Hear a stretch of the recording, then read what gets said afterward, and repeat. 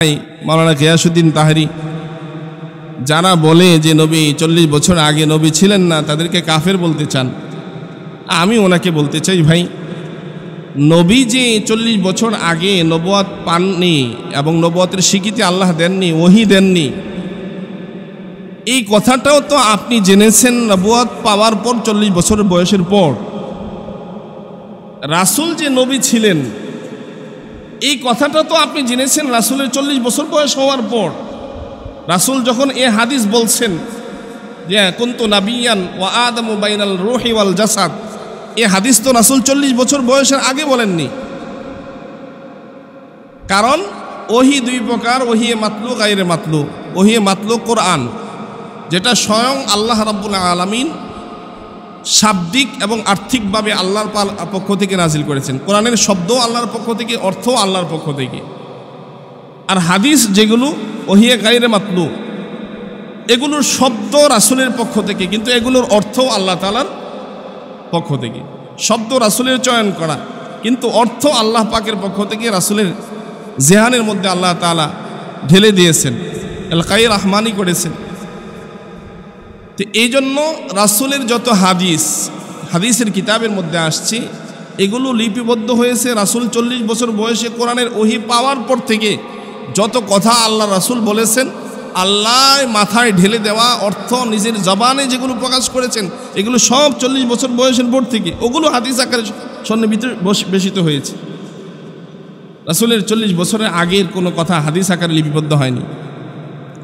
এই জন্য রাসূলের জীবনের দুইটা অংশ, একটা হলো রাসূলের সিরাত, আরেকটা হলো রাসূলের মিলাদ। রাসূলের জন্ম থেকে নিয়ে 40 বছর বয়স পর্যন্ত রাসূলের মিলাদুন নবী, রাসূলের জন্ম এবং পরবর্তী ইতিহাস, এগুলো আমাদের জন্য আলোচ্য বিষয়, আমরা আলোচনা করি।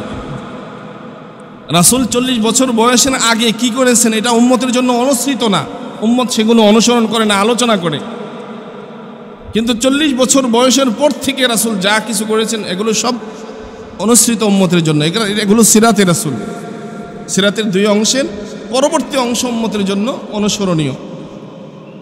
এই জন্য কেউ যদি বলে রাসূল 40 বছর বয়সের আগে নবী ছিলেন না, এক অর্থে এ কথা ভুল না, যদিও অন্য অর্থে যদি উনি এই কথা মানেন যে আল্লাহ তাআলা পৃথিবী সৃষ্টির আগে তার তাকদীরে রাসূলকে নবুয়ত দিবেন, এটা মনোনয়ন আল্লাহ তাআলা আগেই করে রেখেছেন, এই কথার বিশ্বাস নিয়ে যদি কেউ বলে রাসূল 40 বছর আগে নবী ছিলেন না, 40 বছর বয়স থেকে আল্লাহ তাআলা তাকে নবুয়ত দিয়েছে, তাহলে কথা ভুল হবে না।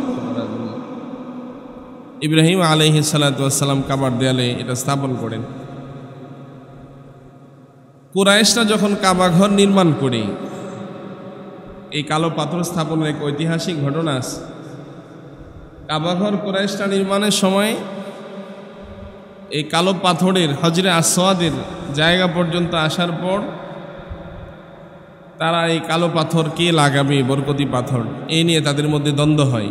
দ্বন্দ্ব এমন পর্যায়ে পৌঁছে যে মারামারির উপক্রম, তরবারি খুশমুক্ত হয়ে যায়। প্রত্যেক গোত্রই এই পাথরটা কাবার দেয়ালে স্থাপন করে বরকত অর্জন করতে চায়।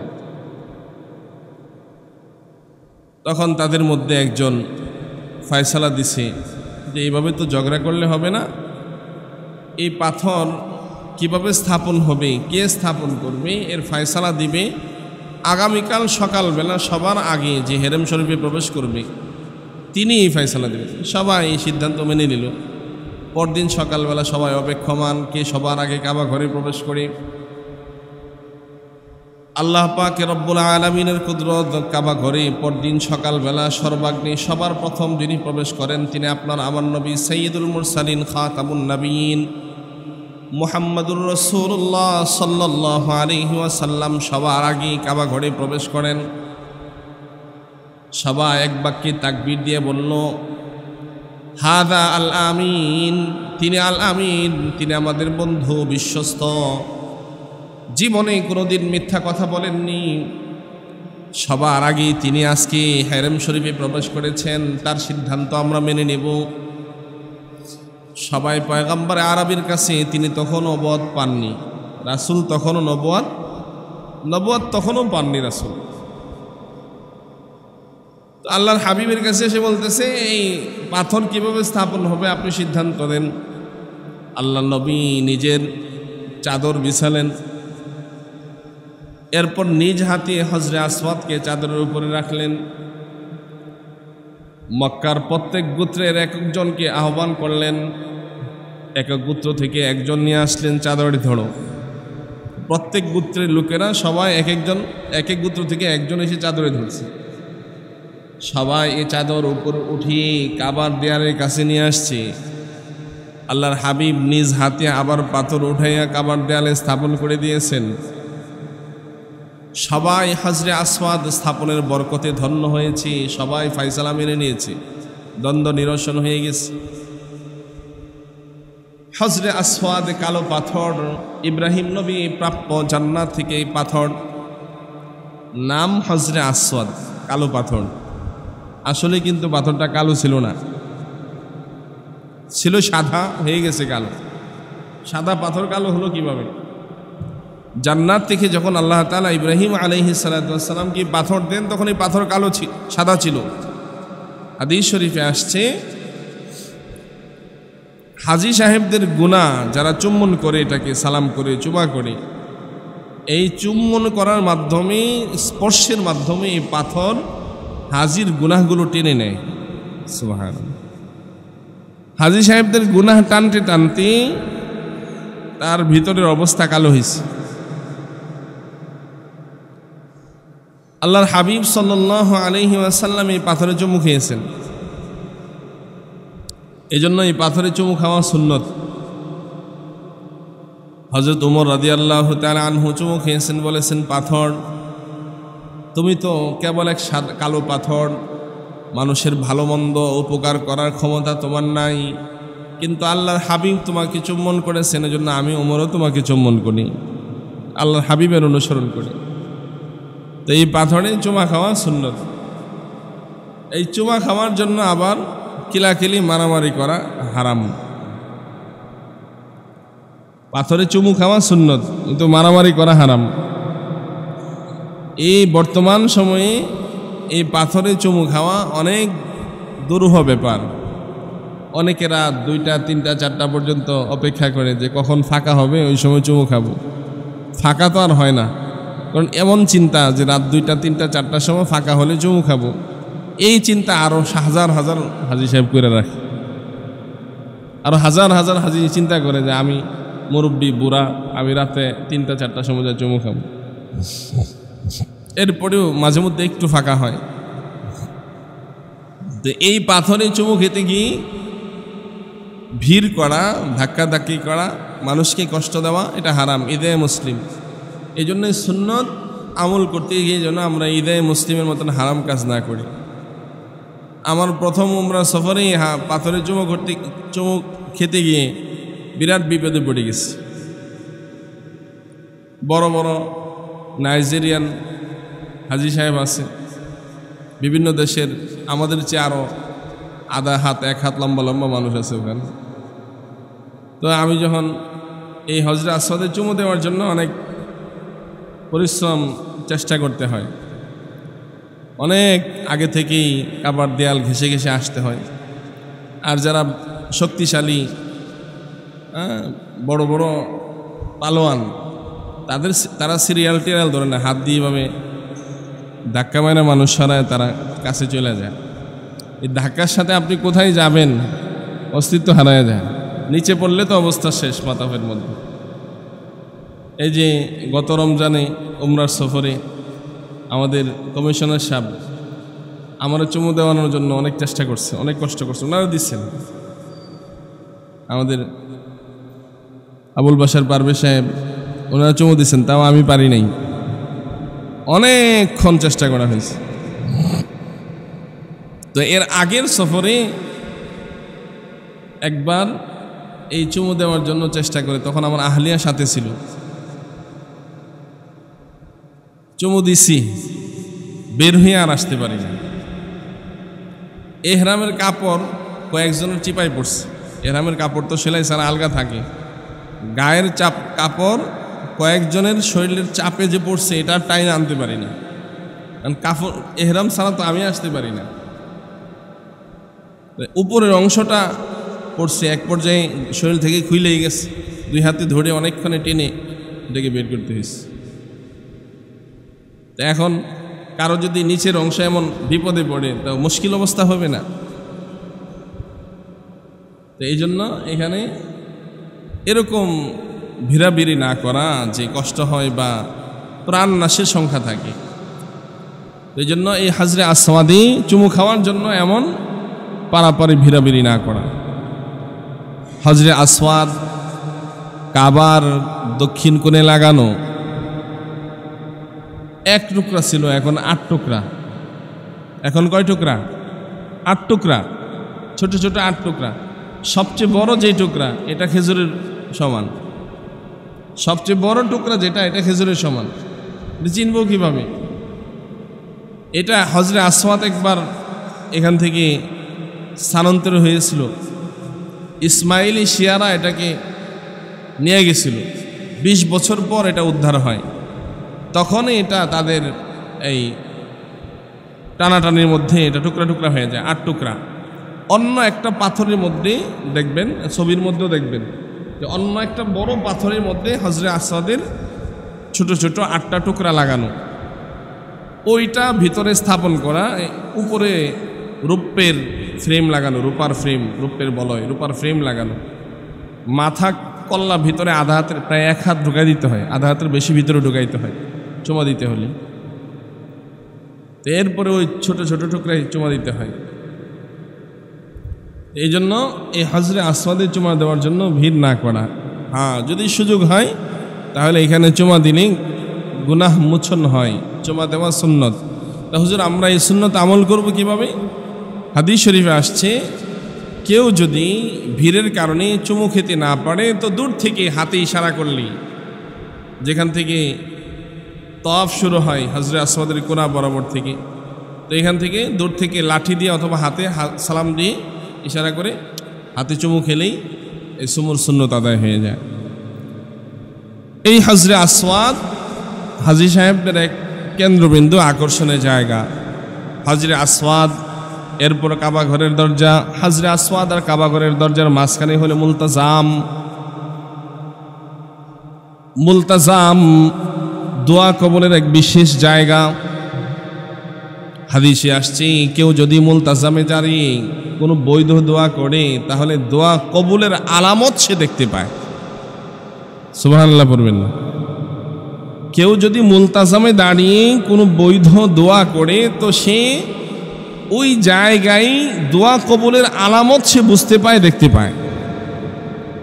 হজরে আসওয়াদ এবং দরজার মাঝখানে যে 2 সেন্টিমিটার জায়গা মুলতাজাম। হাজী সাহেবদের মুলতাজামের আমল হলো, মুলতাজামে যাওয়ার পর বুক কাবার দেয়ালের সাথে লাগায় দিবে, গাল কাবার দেয়ালের সাথে লাগায় দিবে, 2 হাত কাবার দেয়ালের সাথে লাগায় দিবে, কাবার দেয়ালের সাথে একবারে মিশে যাবে। হাদিস শরীফে আসছি, আব্দুল্লাহ ইবনে ওমর রাদিয়াল্লাহু তাআলা আনহু এমন আমল করেছেন এবং বলেছেন, আমি পয়গম্বরকে দেখেছি বিশ্বনবী মুলতাজামে দাঁড়িয়ে বুক, চেহারা, শরীর, 2 হাত কাবার দেয়ালের সাথে একদম মিলিয়ে দিচ্ছেন। এই জন্য দেখবেন অনেক হাজী সাহেবরা এই জায়গায় যায় কাবার দেয়ালের সাথে একেবারে আপন হয়ে মিশে যায়। এরপরে মুসল্লা জিবরাইল, কাবার দরজা বরাবর মুসল্লা জিবরাইল। যেই জায়গায় নামাজ পড়লে নামাজ কবুল হয়, দোয়া করলে দোয়া কবুল হয়। জিবরাইল আলাইহিস সালাতু ওয়াস সালাম যেখানে নামাজ পড়েছেন, যেখানে জিবরাইল রাসূলকে নামাজ শিখিয়েছেন, নামাজের তালিম যেখানে প্র্যাকটিক্যাল হয়েছে, এটা মুসল্লা জিবরাইল। এখানে নামাজ পড়াও কঠিন। পুলিশ তো এখন দাঁড়াতেই দেয় না, তবে গ্রুপ বেঁধে যদি 10-12 জন যায় তো 5-7 জন শিকল দিয়ে এভাবে হাত ব্যারিকেড দিয়ে দাঁড়ালে 2-1 জন করে নামাজ পড়তে পারে। মুসল্লা জিবরাইল কাবার দরজা বরাবর, এখানে নামাজ পড়া সুন্নাত।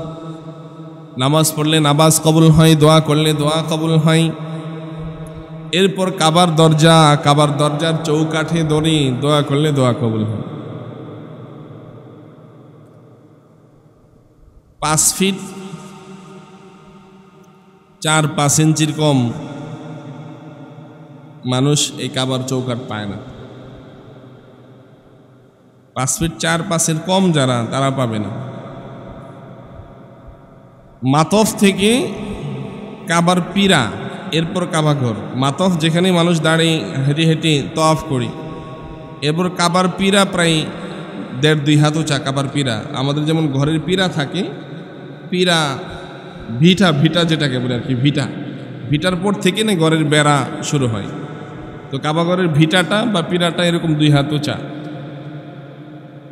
এরপর থেকে আরও দাঁড়ানোর পর হাত দিয়া দরজা পাইতে অনেক কঠিন। এই কাবার চৌকাঠি দরজায় হাত রেখে দোয়া করলে আল্লাহ তাআলা দোয়া কবুল করেন। মুআজ্জাজ হাজিরিন, এরপর মাকাম ইব্রাহিম,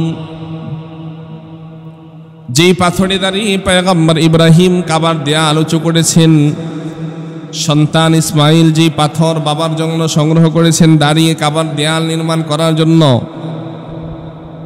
আল্লাহ তাআলা কোরআনে কারিমে হযরত ওমর রাদিয়াল্লাহু তাআলা আনহুর আরজি মাফিক এই জায়গাকে আল্লাহ তাআলা নামাজের স্থান বানিয়েছেন।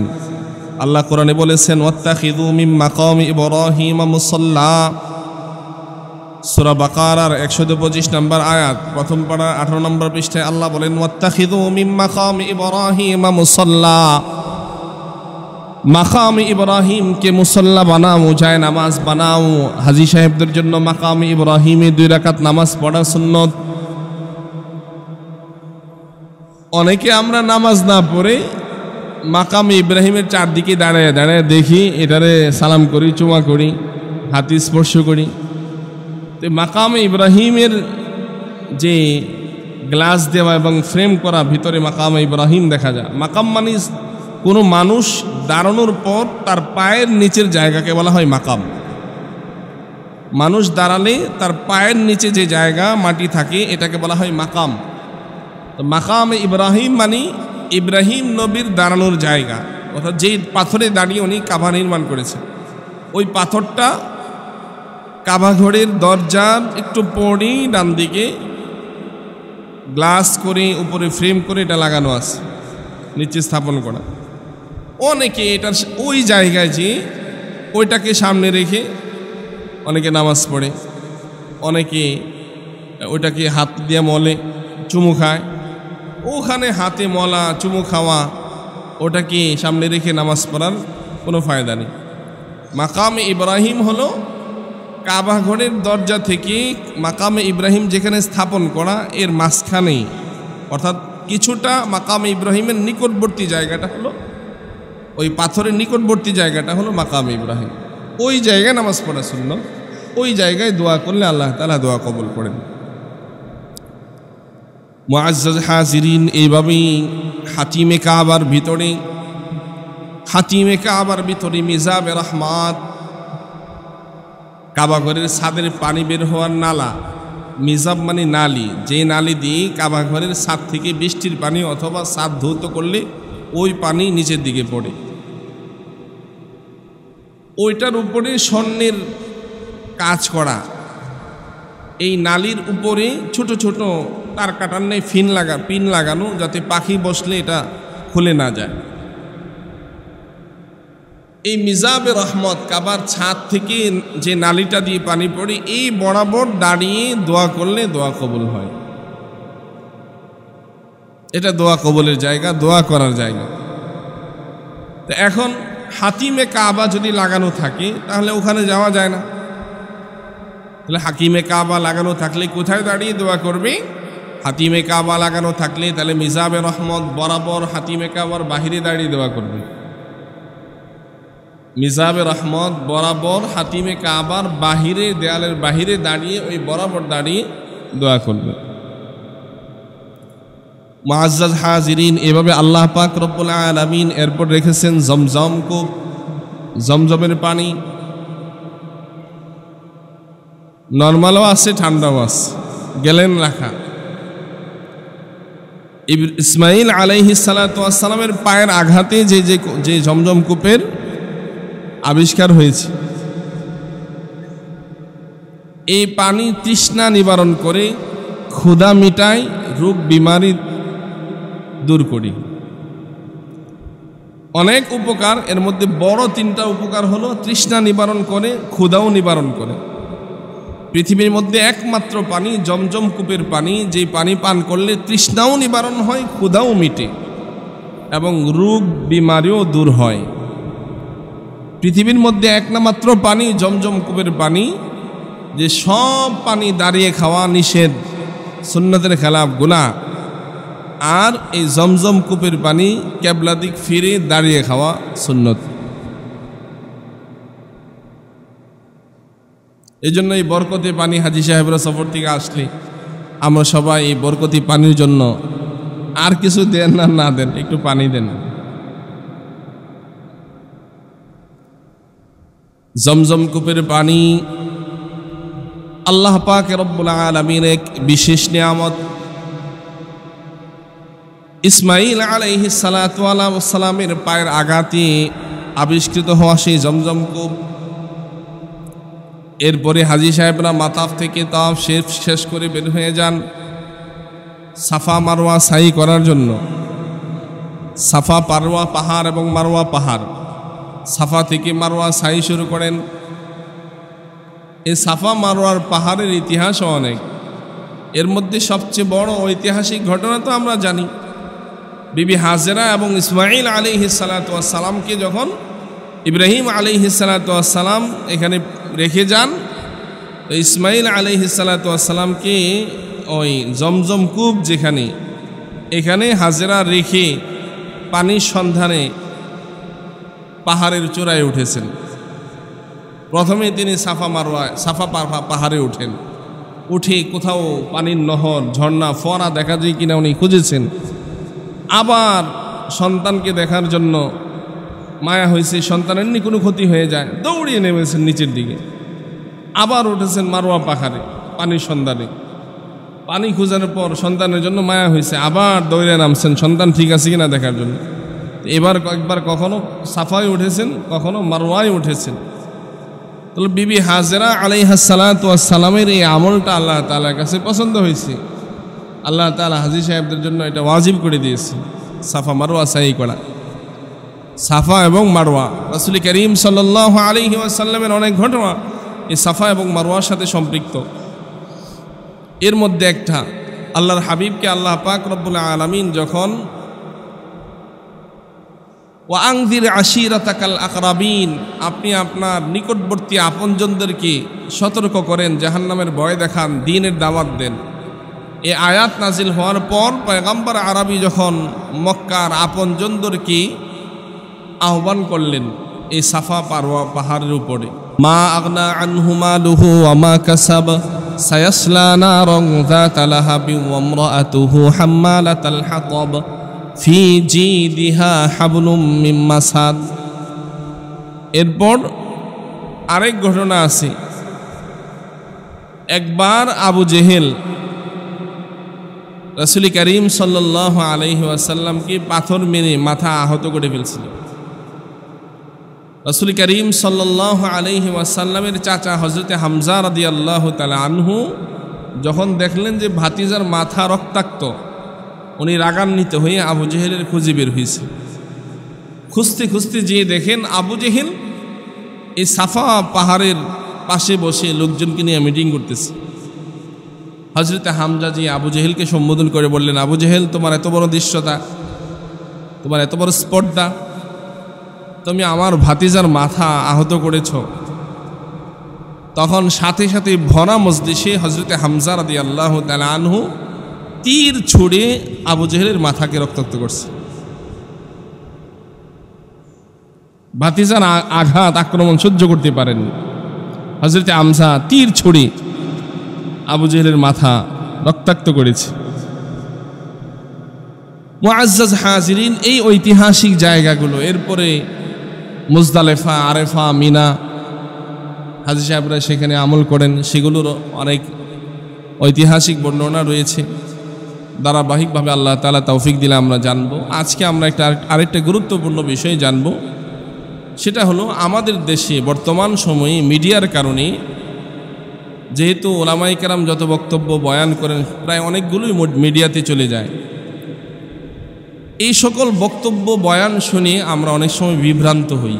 অনেক মুসল্লি এসে বলেন, হুজুর অমুক হুজুর এটা বলছে, ওই হুজুর এটা বলছে, আমরা কোনটা মানব? এই বয়ানের কারণে, বক্তব্যের কারণে আমরা বিভ্রান্তিতে পড়ে যাই। সঠিক জানার জন্য অবশ্যই আমরা পরবর্তীতে একজন আলেমের শরণাপন্ন হব। অনেক সময় এমন হয় যে দুইজনের বক্তব্যই দুই অ্যাঙ্গেলে সঠিক, আমাদের বোঝার ভুল থাকে। যেমন বর্তমানে যেই বিষয়টা নিয়ে বেশি আলোচিত সেটা হলো রাসূল করিম সাল্লাল্লাহু আলাইহি ওয়াসাল্লাম কখন থেকে নবী ছিলেন, 40 বছরের বয়সের আগে না 40 বছর বয়স থেকে? এই বিষয়টা নিয়ে খুব ইখতিলাফ চলতেছে।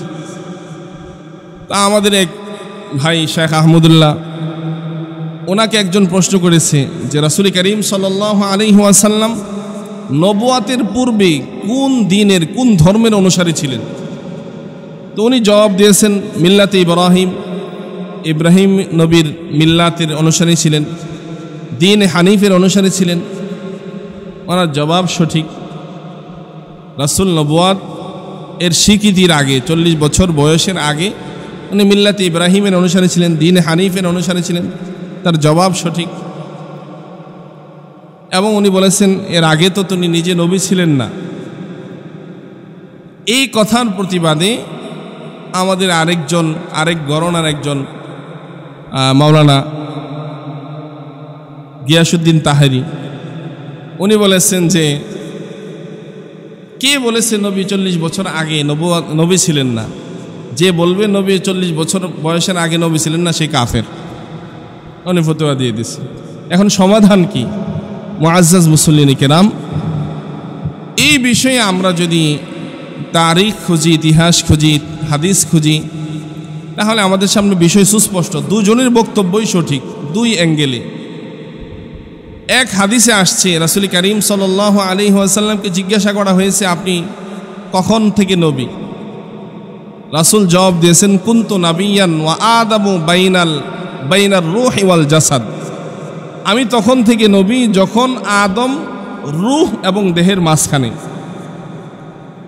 অর্থাৎ আদমকে যখন আল্লাহ তাআলা সৃষ্টি করেননি, আদম আলাইহিস সালামের রূহ ভিন্ন, দেহ ভিন্ন। দেহ তৈরি করার পর এখনো দেহের ভিতরে রূহ ঢুকানো হয়নি। আল্লাহর হাবিব বলতেছেন তখন থেকে আমি নবী। এই হাদিসের আলোকে রাসূল করিম সাল্লাল্লাহু আলাইহি ওয়াসাল্লাম আদম সৃষ্টির আগে, অর্থাৎ এই পৃথিবী সৃষ্টিরও আরো 50,000 বছর আগ থেকে রাসূল করিম সাল্লাল্লাহু আলাইহি ওয়াসাল্লাম নবী। এই নবুয়াত, এটা নবুয়াতের নবী না, এই নবী হলো তাকদীরি নবী। অর্থাৎ আল্লাহ পাক রব্বুল আলামিন এই পৃথিবীর সৃষ্টির আগে সর্বপ্রথম কলম সৃষ্টি করেছেন। কলম সৃষ্টি করে আল্লাহ বলছেন উক্তুব, তুমি লেখো। কলম বলছে মাযা আক্তুব, আমি কি লিখব? আল্লাহ বলছেন উক্তুব মা হুয়া কাইনুন ইলা ইয়াউমিল কিয়ামা, কিয়ামত পর্যন্ত যা কিছু ঘটবে সব কিছু তুমি লেখো। তো এই হাদিসের আলোকে কলম কিয়ামত পর্যন্ত আদম নবীকে সৃষ্টি করার আগে আদম যে নবী হবে, নূহ নবী হবে, শীষ নবী হবে, ঈসা নবী হবে, ইব্রাহিম নবী হবে, ইসমাঈল নবী হবে, ইসহাক নবী হবে, মূসা নবী হবে, ঈসা নবী হবে, সব শেষ মুহাম্মদুর রাসূলুল্লাহ নবী হবেন। এই সব তাকদীর কলম পৃথিবীর সৃষ্টিরও আগে, কলম সৃষ্টি করার পরেই লিপিবদ্ধ রেখেছে। এটা নবুয়াতের এই ঘোষণা, এটা তাকদীরিভাবে আল্লাহ তাআলার ইলমে আছে। সেই দৃষ্টিকোণ থেকে শুধু আমাদের নবী না, সব নবী আল্লাহ তাআলা তাকে নবুয়াত দিবেন, নবী বানাবেন, এটা তাকদীরিভাবে আল্লাহ তাআলা ফয়সালা করে রেখেছেন বহু আগে। ওই দৃষ্টিকোণ থেকে আমাদের নবী সহ সব নবী আল্লাহর ইলমে আগ থেকেই নবী। এখন নবুয়াতের স্বীকৃতি এবং নবুয়াতের দাওয়াত, রিসালাতের দাওয়াত নবী কখন থেকে শুরু করেছেন? প্রকাশ্যে নবী কখন থেকে নবুয়াতের আমল শুরু করেছেন? 40 বছর বয়সে উপনীত হওয়ার পর আল্লাহ তাআলা যখন রাসূল করিম সাল্লাল্লাহু আলাইহি ওয়াসাল্লামের কাছে জিবরাইলকে পাঠিয়ে কোরআনের ওহী দেওয়া শুরু করেছেন, তখন থেকে আল্লাহ তাআলা রাসূলকে স্বীকৃতভাবে সমাজে, পৃথিবীতে নবুয়াতের স্বীকৃতি দিয়ে রাসূলকে ইলমে ওহী, কোরআনের ওহী দিয়ে আল্লাহ তাআলা দ্বীনের দাওয়াতের জন্য ঘোষণা দিয়েছেন। তখন থেকে আল্লাহর হাবিব সাল্লাল্লাহু আলাইহি ওয়াসাল্লাম পৃথিবীর মানব সমাজের জন্য দ্বীনের দাওয়াতের নবী হিসাবে, রিসালাতের দায়িত্বপ্রাপ্ত নবী হিসাবে, কোরআনের বাণী পৌঁছানোর নবী হিসাবে 40 বছর বয়স থেকে রাসূল নবী। তাহলে তাকদীরিভাবে আল্লাহর হাবিব আগে থেকেই নবী, আর ঘোষিতভাবে দাওয়াতের দায়িত্ব হিসাবে রাসূল 40 বছর বয়স থেকে নবী। মুআজ্জাজ মুকাররম সম্মানিত মুসল্লিন কিরাম, এই জন্য আমাদের যে ভাই মাওলানা গিয়াসউদ্দিন তাহরি যারা বলে যে নবী 40 বছর আগে নবী ছিলেন না, তাদেরকে কাফের বলতে চান, আমি ওনাকে বলতে চাই, ভাই নবী যে 40 বছর আগে নবুয়ত পাননি এবং নবুয়তের স্বীকৃতি আল্লাহ দেননি, ওহী দেননি, এই কথাটাও তো আপনি জেনেছেন নবুয়ত পাওয়ার পর 40 বছর বয়সের পর।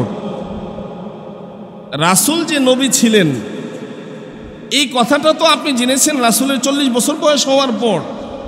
রাসূল যখন এ হাদিস বলছেন যে কুনতু নাবিয়ান ওয়া আদামু বাইনাল রূহি ওয়াল জাসাদ, এ হাদিস তো রাসূল 40 বছর বয়সের আগে বলেননি। কারণ ওহী দুই প্রকার, ওহী মাতলু গায়রে মাতলু। ওহী মাতলু কোরআন, যেটা স্বয়ং আল্লাহ রাব্বুল আলামিন শাব্দিক এবং আর্থিকভাবে আল্লাহর পক্ষ থেকে নাজিল করেছেন। কোরআনের শব্দ আল্লাহর পক্ষ থেকে, অর্থ আল্লাহর পক্ষ থেকে। আর হাদিস যেগুলো ওহী গায়রে মাতলু, এগুলোর শব্দ রাসূলের পক্ষ থেকে, কিন্তু এগুলোর অর্থ আল্লাহ তাআলার পক্ষ থেকে। শব্দ রাসূলের চয়ন করা, কিন্তু অর্থ আল্লাহ পাকের পক্ষ থেকে রাসূলের জেহানের মধ্যে আল্লাহ তাআলা ঢেলে দিয়েছেন, এলকাই রহমানি করেছেন। তো এই জন্য রাসূলের যত হাদিসের কিতাবের মধ্যে আসছে, এগুলো লিপিবদ্ধ হয়েছে রাসূল 40 বছর বয়সে কোরআনের ওহী পাওয়ার পর থেকে। যত কথা আল্লাহ রাসূল বলেছেন, আল্লাহ মাথায় ঢেলে দেওয়া অর্থ নিজের জবানে যেগুলো প্রকাশ করেছেন, এগুলো সব 40 বছর বয়সের পর থেকে ওগুলো হাদিস আকারে সন্নিবেশিত হয়েছে। রাসূলের 40 বছরের আগের কোনো কথা হাদিস আকারে লিপিবদ্ধ হয়নি। এই জন্য রাসূলের জীবনের দুইটা অংশ, একটা হলো রাসূলের সিরাত, আরেকটা হলো রাসূলের মিলাদ।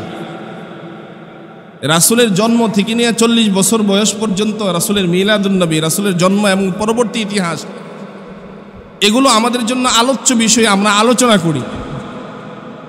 রাসূল 40 বছর বয়সের আগে কি করেছেন এটা উম্মতের জন্য অনুসৃত না, উম্মত সেগুলো অনুসরণ করে না, আলোচনা করে। কিন্তু 40 বছর বয়সের পর থেকে রাসূল যা কিছু করেছেন এগুলো সব অনুসৃত উম্মতের জন্য। এগুলো সিরাতে রাসূল, সিরাতের দুই অংশের পরবর্তী অংশ উম্মতের জন্য অনুসরণীয়। এই জন্য কেউ যদি বলে রাসূল 40 বছর বয়সের আগে নবী ছিলেন না, এক অর্থে এ কথা ভুল না, যদিও অন্য অর্থে যদি উনি এই কথা মানেন যে আল্লাহ তাআলা পৃথিবী সৃষ্টির আগে তার তাকদীরে রাসূলকে নবুয়ত দিবেন, এটা মনোনয়ন আল্লাহ তাআলা আগেই করে রেখেছেন, এই কথার বিশ্বাস নিয়ে যদি কেউ বলে রাসূল 40 বছর আগে নবী ছিলেন না, 40 বছর বয়স থেকে আল্লাহ তাআলা তাকে নবুয়ত দিয়েছে, তাহলে কথা ভুল হবে না। এই জন্য শেখ আহমদুল্লাহর কথাও ভুল না, মাওলানা গিয়াসউদ্দিন তাহরির কথাও ভুল না, দুইজনের বক্তব্যই দুই অ্যাঙ্গেলে সঠিক। এই জন্য এ নিয়ে আমাদের মাঝে ঝগড়া বা বিভ্রান্তিতে পড়ার কোনো সুযোগ নেই। এবং রাসূল করিম সাল্লাল্লাহু আলাইহি ওয়াসাল্লাম কাছে যে ওহী আসছে কোরআন, এই কোরআনও তো আল্লাহ তাআলা পৃথিবীতে নাজিল করার সিদ্ধান্ত নিয়েছেন আল্লাহ তাআলা শবে বরাতের রাত্রিতে। পৃথিবীর সব কিছুর গুরুত্বপূর্ণ সিদ্ধান্ত আল্লাহ শবে বরাতের লাইলাতুন নিসফি মিন শাবানে আল্লাহ তাআলা সিদ্ধান্ত নিয়েছেন। আর কোরআন আল্লাহ তাআলা লৌহে মাহফুজ থেকে দুনিয়ার আকাশে একত্রে নাজিল করেছেন কদরের রাত্রিতে। তাহলে কোরআন অবতীর্ণ হওয়াটা যেমন সিদ্ধান্ত হয়েছে শবে বরাতের রাত্রিতে, লৌহে মাহফুজ থেকে একত্রে 30 পারা কোরআন প্রথম আকাশে অবতীর্ণ হয়েছে শবে কদরের রাত্রিতে। আর বাকি 23 বছরের জিন্দিগিতে ক্রমে ক্রমে ধারাবাহিকভাবে প্রয়োজন মাফিক রাসূলের কাছে ওহী আকারে, আয়াত আকারে, সূরা আকারে কোরআন নাজিল হয়েছে।